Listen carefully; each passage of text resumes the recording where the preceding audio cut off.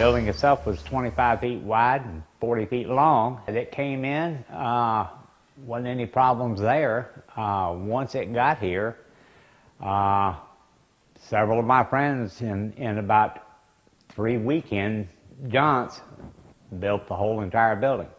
This one is rated right now at about 160, 170 mile-an-hour winds. Sustained winds.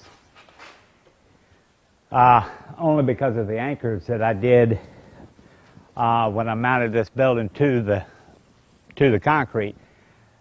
We've had some windstorms through here, and I tell you what, we've never had any real problems with this. The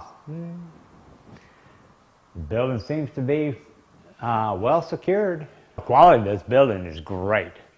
I haven't had any problems.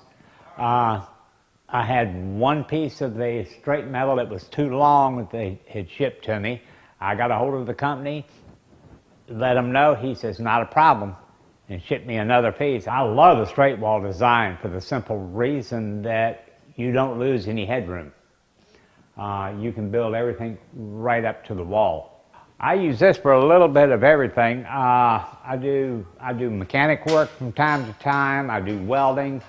I do fabrication work. I couldn't beat this one with a stick. No, this was, for the money and the cost, this was a real good deal. I built a section on the back side of this for my wife.